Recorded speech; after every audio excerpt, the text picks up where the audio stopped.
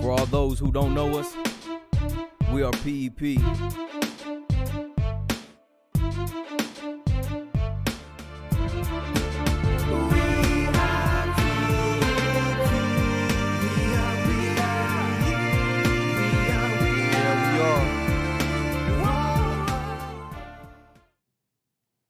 Fellas, welcome to the 4th edition of Fresh Start Live with Fee and Pat, where the motto is, stay ready to keep from getting ready.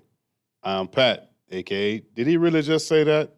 And I'm Fee, Chatterchinos. I can't stop talking. Well, fellas, today is a very special episode. We've traveled all the way up to Dallas to do this live. And for this episode, it was only right that we did do it in Dallas. As y'all can see, the topic is common credit mistakes by returning citizens that lead to financial difficulties. Yeah, I think we have plenty of story on this topic right here. Yeah, most definitely. I have plenty, and one fairly recent as far as a mistake.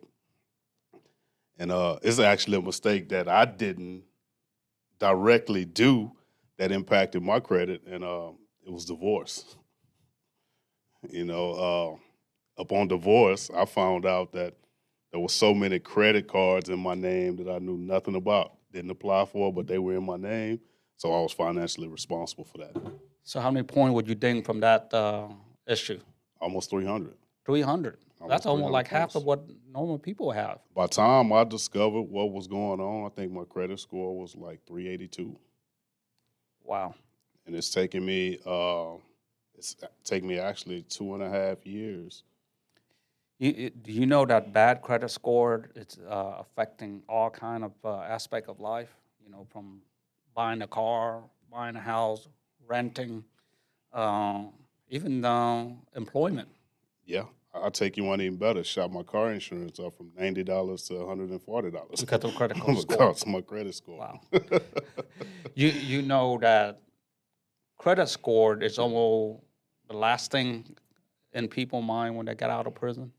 Yeah, it most definitely was the last thing on my mind because, to be honest, prior to going to prison, credit wasn't even on my mind. If I couldn't pay for it with cash, I just didn't get it. Wow. You know, I have a little story about this, the credit score. You know, I know a little bit about financial stuff, but I never think how it affects, my life. So I had a PEP brother that want to get a phone. This is way early when we was just started PEP. And he couldn't get the phone, so I'm kind of co-signed for him. And I say, well, the bill go to me. How bad can it get? So one day I call in and just want to make sure that everything was fine. And then they say, are you call about this line or the other line? I say, what? There's 2 lines? She said, yeah, you have two numbers on your account. I say, no, I only opened up one. And she said, no, you called in a few months ago and opened the second line. Oh, wow. So I end up calling him up. I say, hey, it's been 2 years. I think you should take over. So him and I went to the store and put her over to his name, right? And so 2 years later, I ran my credit score, and I got a delinquent on one of it. And then it dinged my credit down to like 200 points. Oh, wow. So I find out that the last bill that they sent to him, I still under my credit. He didn't pay for it. So even though you signed the account over, they still treated you as a co-signer. Yeah, because of that last bill. And here's the messed up part. I felt like it's not my fault. I'm not going to pay for it. And then I don't care about my credit score. It's the principle. That's what I say to myself. And I say, I'm not going to do anything, buy anything that's going to really need my credit. But and then a few months later, I'm in the market to buy, my first home. Yeah. And because of that, I was, my interest was half a point higher than what I would have had if I had that clear. Do you know how much that worked out to be in a 30-year loan? How much? That $56,000 extra that I have to pay.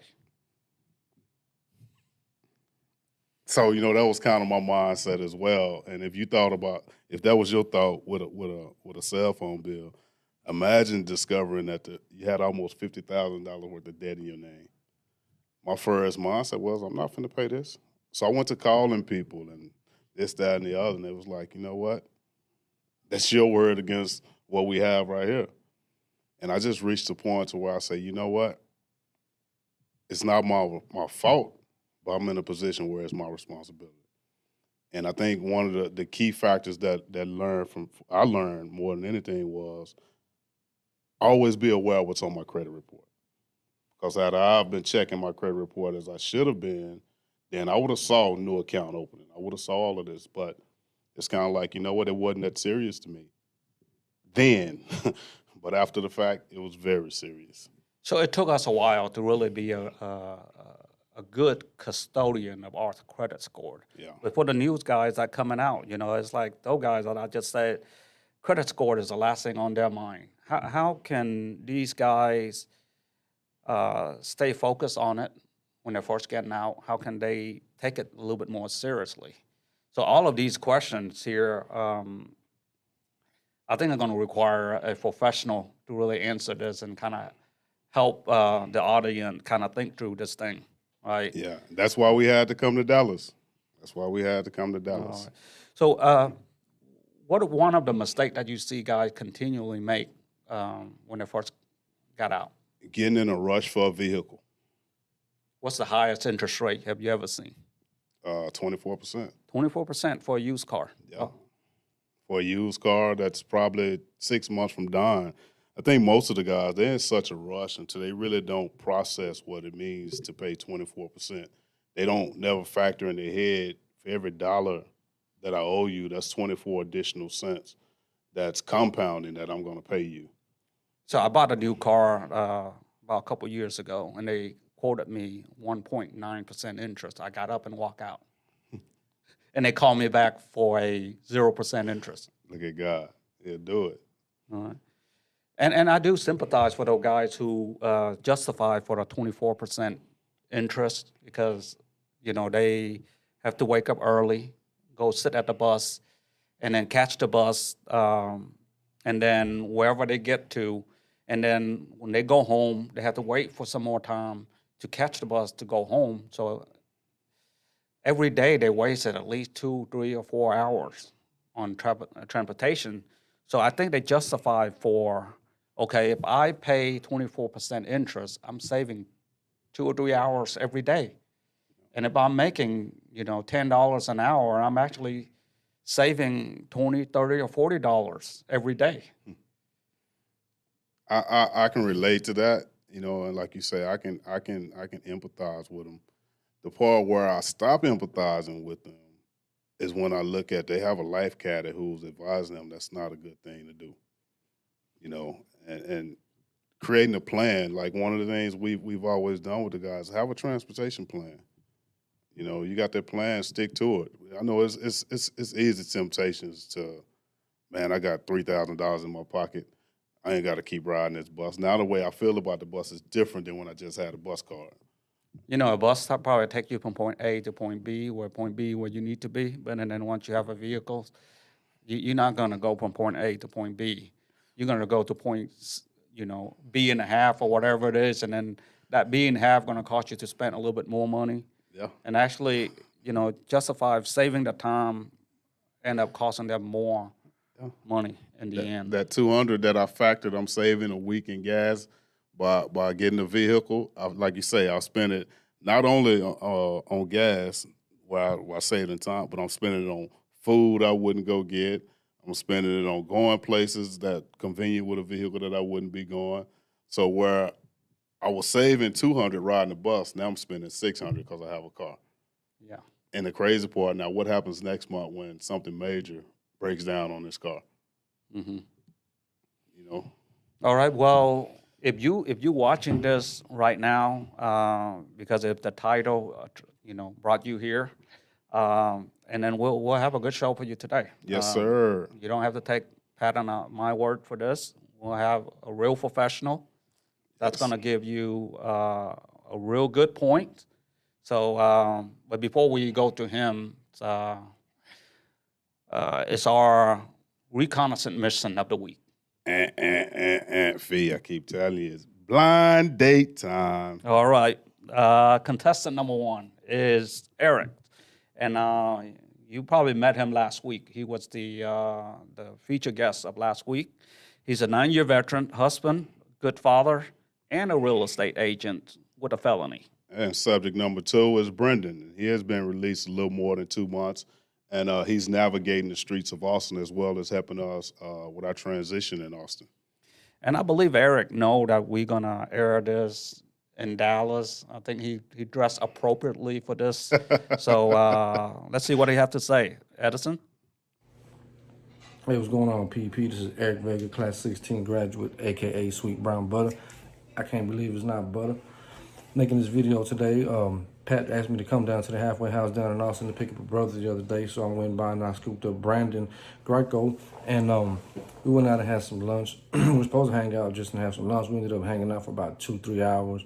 Had a real good time, man. I had a real long conversation with him, and I think that he asked all the right questions. He wasn't afraid to ask anything. He's really hungry, determined. He wants to get out here. He wants to get on top of his game. And he wants to do it yesterday. He's got the discipline, the focus to stay away from the wrong thing. It's going to lead him in the right direction. I think his biggest fear is just not being able to get in where he fits in and being left out. And that's the hunger that he's going to need. It's going to take him. It's going to give him the drive to put him over the top. He's working right now at a restaurant. He's got some good money saved up. He's got his head right on his shoulders. He's not thinking. He's got his tunnel vision on right now on progression. And he's eventually in game. He wants to end up, doing what I do. He said he wants to end up in the real estate game. He's really interested. He knew a lot about it. You can tell that he did some studying up on the subject. And I just seen the determination and the hunger in his eyes, and I can see the discipline. I can hear what he's saying, and I can understand that he's not just talking, man. He's someone that I feel that I can help. So me being me, and he's right up the street, 10, 15 minutes away from where I'm sitting right now, I'd be more than happy to sit there and help him anytime he wants or anything he's going to need. He can reach out to me. If I can extend the olive branch, I'll do it. If I can connect him somewhere where he needs to be connected, I'll do that.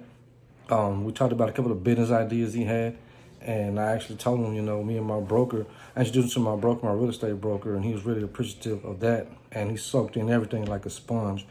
But he said, we told him if he has any type of business idea or something to run it by us, man, we can make something happen with him. So I believe in him that much that I'll put my money where my mouth is with him. And PP, you did a great job with him, and we thank you for everything. So, fellas, as you can see, you can do everything right in life and still make bad decisions because that brother still put that hat on. But we're not going to talk about that right now. So, again, fellas, reach out. Now's the opportunity for you to also earn your Reconn t-shirt. Reconn Unit. Get in touch with Fee, get in touch with myself. If you don't know how to get in touch with us, reach out to your life caddy. Because it's an opportunity for you to go out and really reach out and reach these brothers and explain to them what PEP is. It's one thing to hear from us as a staff, but it's something else to hear from you gentlemen who are out navigating life every day. So don't miss out on your opportunity. All right. Shout out to the guys on watching us live right now. Yeah, we got Golden Rule Relocations, Steve Golden. We got Timothy Stovall. Tim, you in that 18-wheeler? And, of course, we got our regular ex-con fitness, J. Mo from Kokomo and B. Green in the house. Thank you, fellas, for joining. This time they're bringing in our guest. So without further ado, let's bring in our special guest today, Mr. Dustin B., owner of Rocket Financial Services, but also Summer 19 graduate, Estes Unit. Welcome. Thank you. All right, good to see you. Good to see you. Thank you for joining What's us. up, fellas? We're glad you joined us. So Phil and I have been having these discussions about, credit and so forth. Neither one of us are professionals, and hearing that you have at least 160 clients, therefore, so that kind of, give you more authority than us. So we just want to ask you a few questions and get some insight for the guys who are watching. Sure. So the first question was, explain the importance of knowing your credit report and your credit score.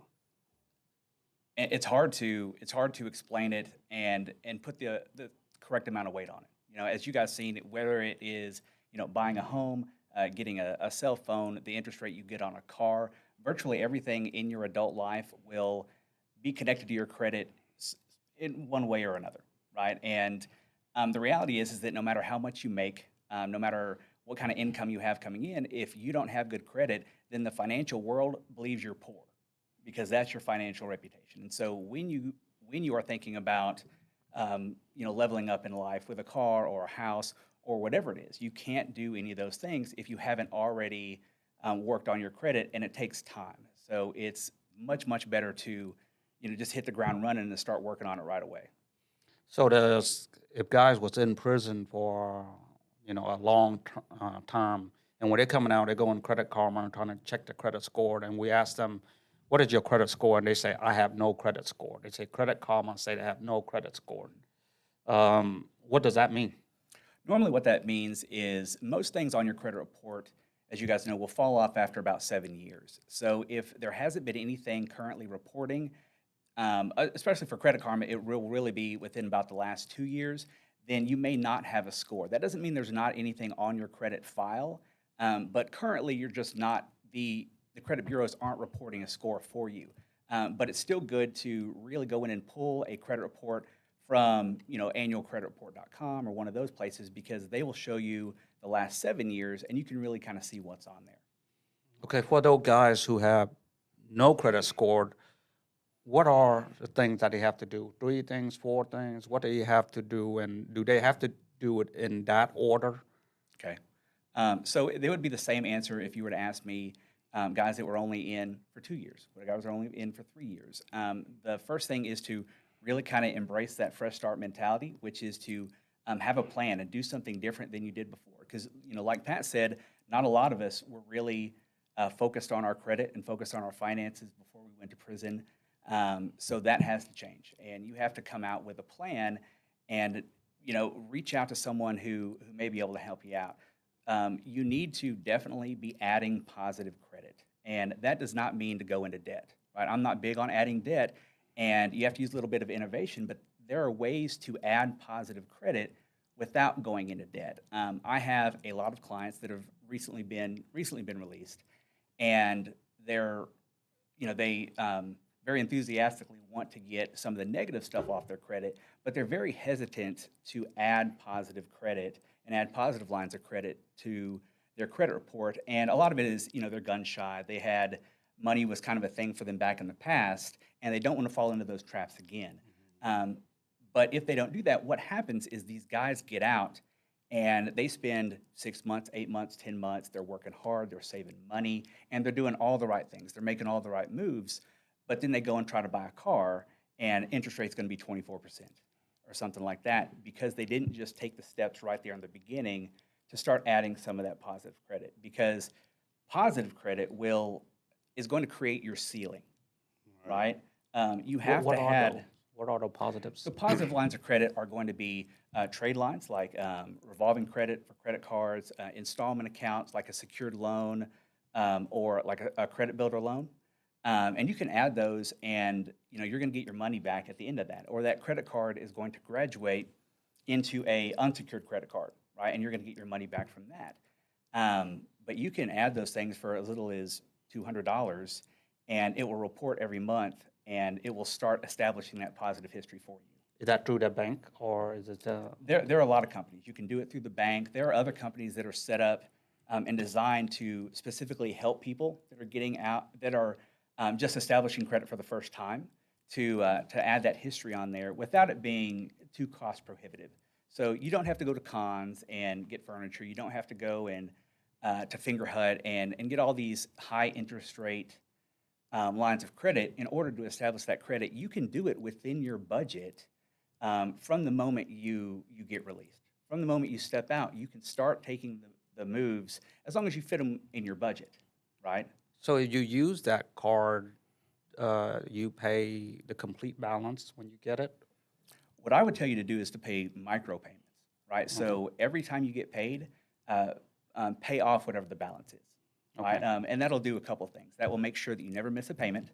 and it will always make sure that your balance stays low. So the credit bureaus have no idea on a regular basis, on a daily basis, like what your credit card balance is, right? They only know what the credit card company reports to them on your statement date.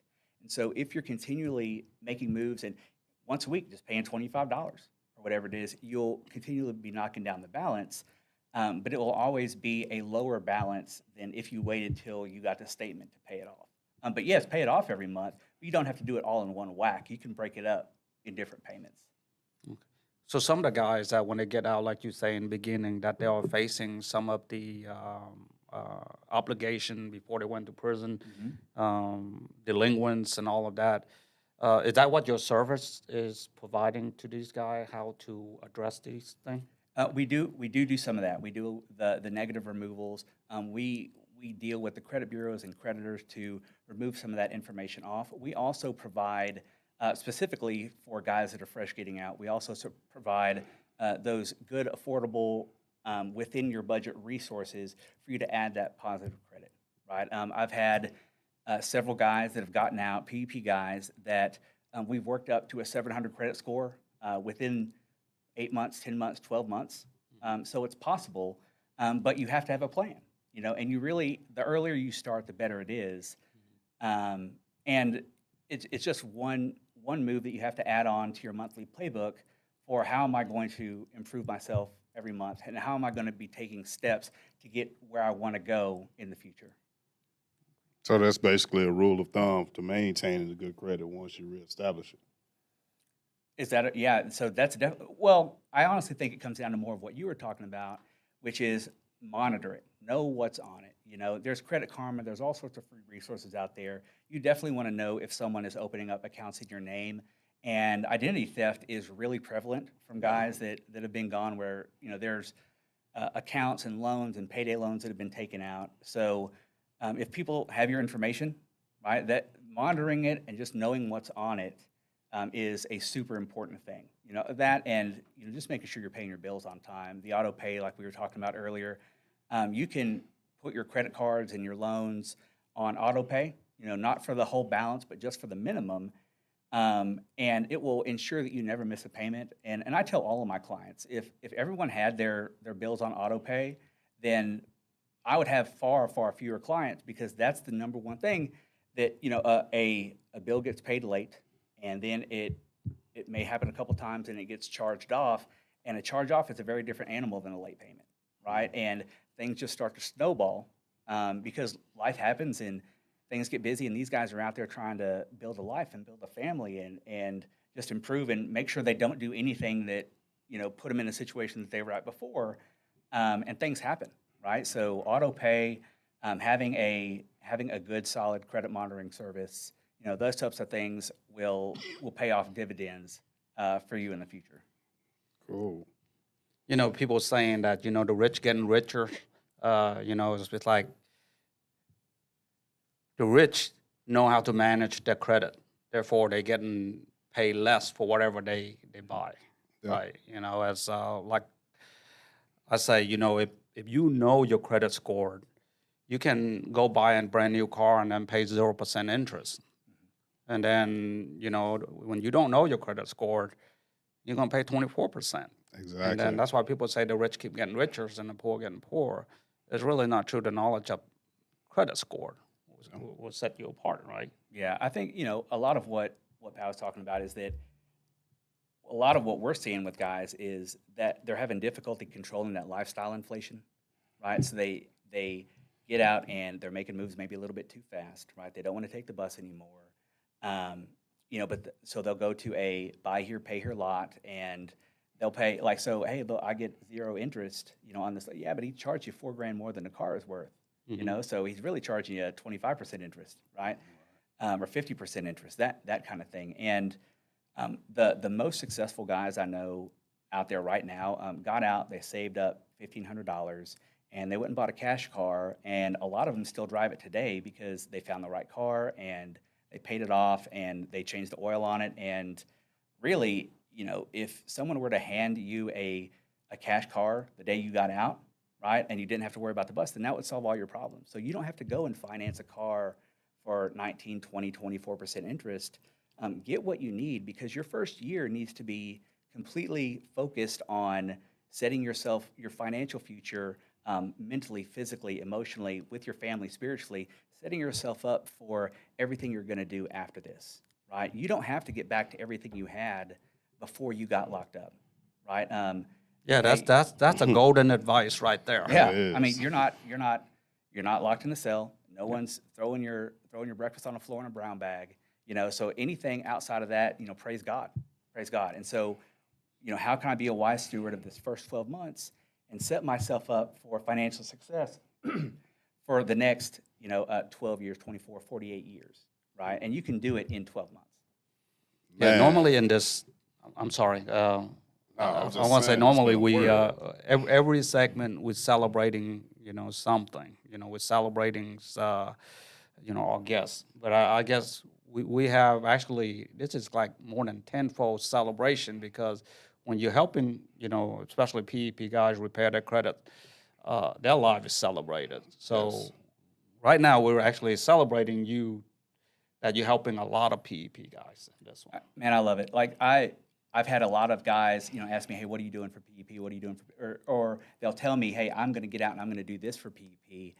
But I keep telling them, man, the best thing that you can do for PEP is just get out and be successful. Be successful. Keep That's the the word. recidivism rate down, and go out there and just be a evangelist for what the program does, while you're being successful. Right? Anything that you do outside of that, praise God, and I know PEP, I know everybody. These guys will thank you for it, right? But get out there, be successful, and do what you can to help the next guy. I remember one guy's, whether he asking you or he just posted up on Facebook asking about somebody help him learning how to trade, and you responded to him. You say when you have emergency funds saved in a checking account and saving account, and then come back and talk to him, and he's going to help him learn about trading. Yeah, You remember that post? Yeah. Okay. Well, I mean, and it happens all the time. Folks find out that I deal with that I do anything financial, and a lot of it comes down to it. Bitcoin, that kind of crypto, all that kind of stuff is in there right now. But all that kind of stuff, man, that's great. And if someone gets rich on Bitcoin or whatever, hey, great, like buy me dinner. Like, well, that's awesome. But I'm not going to talk to you about it, because the main things that you need to do in life are those things that you just listed, right? Have your savings, make your budget, make sure you are living within your budget every month for the first year, right? You do those things and you work on your credit, and then you come talk to me and you still want to do Bitcoin or Forex or whatever it is, I'll point you in the right direction, right? But until you've got your foundation set, that's all you need to focus on. Man, this has been a whole sermon in a word. So we have Mayhem, the mentor. He say he needs help with his credit. I believe that's Kevin. Kevin, we're going to have Dustin's contact info in the description. You'll have his website as well as his email. Reach out to him. B. Kelly, good to see you. He say D-Ball in the house. Proud of you, homie. Ryan, guys. Hey, Michael, I almost wore my ex-cons fitness shirt today, man, but I didn't know what the dress code was, man, but I was thinking about representing you, man. I love you guys. If you wear that shirt, you have to sit backward. Yeah, that's for real. Oh, bro. yeah? Yeah, because it's on the back. Oh, yeah, you're sure right. You're sure right, yeah. But Dustin, it's been a pleasure, bro. Thank you, man. We thank you, man, for just being willing to come out and share Sure, a word with the sure. brothers. Man, one last thing? Can I say one last thing? Sure. Hey, man, you guys keep your head up, right? Because everything that you talked about, all the plans that you had, man, they're out there for the taking, right? Just get out there, be patient, trust in the Lord, trust in your brothers and your friends, trust in those that care about you and want the best for you. Take baby steps every day, and you'll reach those goals, man. I promise you. I love you guys. I'm praying for you every day. God bless you, man. I'll talk to you soon. We appreciate you, man. Thank you. It's always a breath of fresh air when you get a business owner that comes on and speak more about his customers than him. So I think that's a blessing. So, fellas, if you still here, that means you must be a PEP brother. So what we want to do at this time is we want to kind of give an update on PEP, what's been going on. As far as in prison, as you guys know, we haven't been inside prison for the last 14 months. But one of the things we haven't been doing is sitting idle and sitting on our hands. So we've created the Leadership Academy Correspondence Course, where we've basically taken Leadership Academy and broken it up into two modules. which we're using to serve not just men at Cleveland and Estes, but we're actually serving men all over the state of Texas right now. At this current point, we're on Group 4, recruiting Group 5. How many guys would you estimate that we've touched? So it's not estimate. I know exactly number because Okay. that's my job. But the fun facts is, could you believe that we haven't stepped foot inside a prison over 1 year, yet we touch more lives than when we was in there. We have more people sign up for PEP. We have more people completed the leadership academies from PEP more than any other year.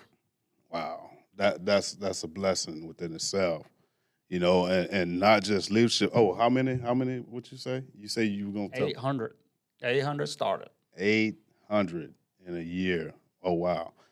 And in addition to the leadership academy, because we've been out so long, we haven't just stopped there. We've taken strides to create things to prepare these guys for the entrepreneurship portion. So once they complete the leadership academy, we've taken them into intro to personal purpose.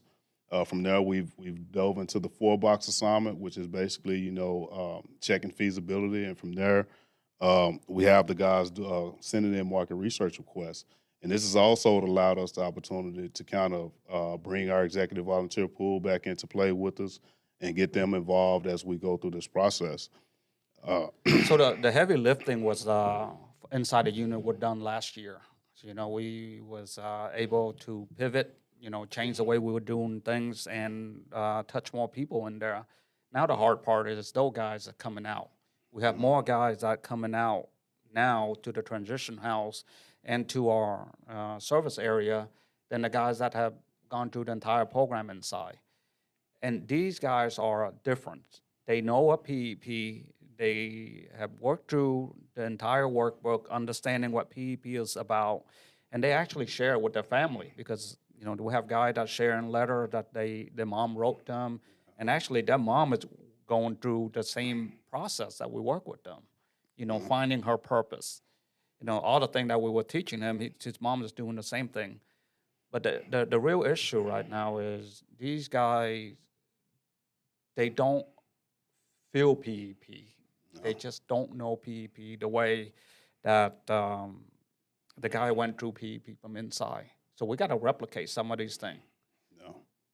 And that's why when we were talking about the blind date, and while we continue to encourage you guys to take part in the Reconn, fellas, because the blind date is basically them getting a true taste of what PEP is on the inside. And that's, if you remember the day you walked into the unit, I didn't come to you in your cubicle in your cell. Fee didn't come to you. A PEP staff member didn't come to you to welcome you. It was brothers who was there with you, and that's kind of like what the Reconn is about, where somebody is coming because they want to be there and not a staff member who's paid to come see you, but, kind of like, welcome to the fold. This is what's going on. How can I help you? So we have this new thing that we're going to do on Wednesday morning. It's pretty similar to the graduate meetings. Not the same way how this channel started, but a real graduate meeting is we're going to have breakfast at both Houston and Dallas office. We're going to invite the new guys that getting out, come to the office, meet other staff beside of Live Caddy, and meet other graduates, alumni, volunteer. So we're going to make this a regular thing, and that way they can experience PEP from the outside. And fellas, if y'all didn't hear the price, free. Free. We all like free food, right? I remember the most important thing I was taught when I came to PEP, always do an ask and don't be too proud to accept free. John, you late, but you on time. We appreciate you, bro. What the other initiative I really like, Celebration Friday. Yeah, Good Friday. Good Friday. Every Friday. Every Friday is a Good Friday. So fellas, whether it's a new job, you got your driver's license, finished child support, started a business, got a DBA, inform us, let us know, bro, so we can celebrate, especially with these new guys and with one another, because that's the basis of what we said in our mission. We're here to celebrate the life and the progressions, and each of those steps are progressions.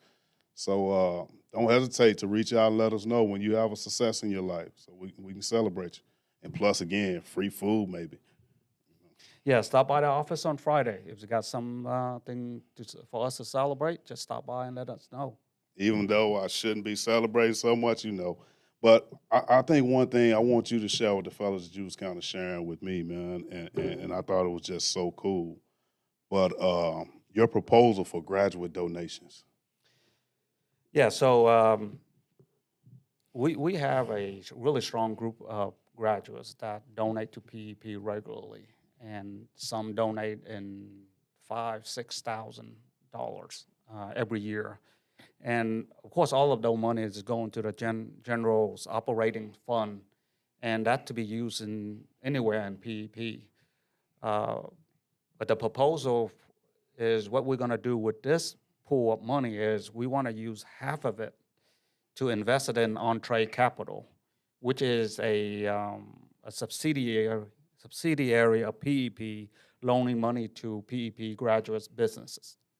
So we want to use half of it to fund it so it can loan out to our PEP brother business, and half of it to be used for reentry, like IDs, birth certificate, work clothes, work boot, work tool. And that way, every dollar that PEP graduate give, we are using it for the future PEP brother, reinvested in ourselves. Man, that's truly for us, by us. Now, when we say who are we really can put some effort behind that. Fellas, it's been a pleasure having you all join us today. But before we get ready to get out of here, y'all know what time it is. It's time for our Starbucks quiz.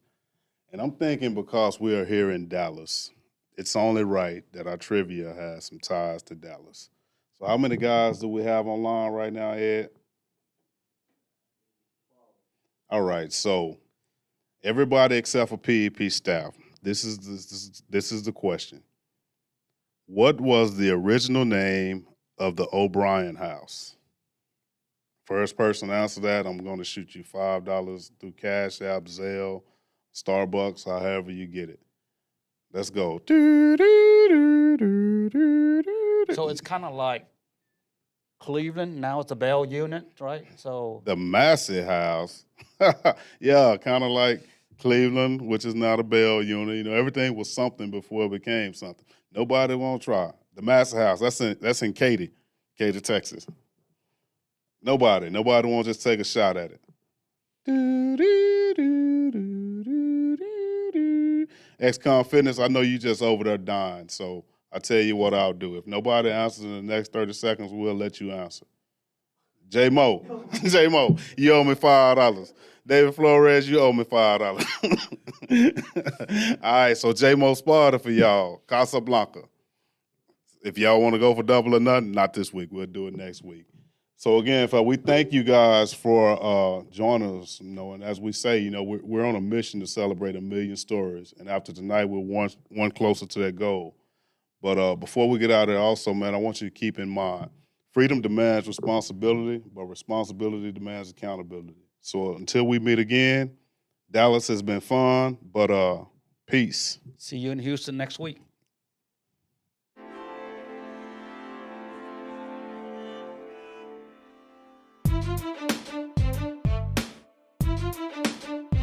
For all those who don't know us, we are PEP.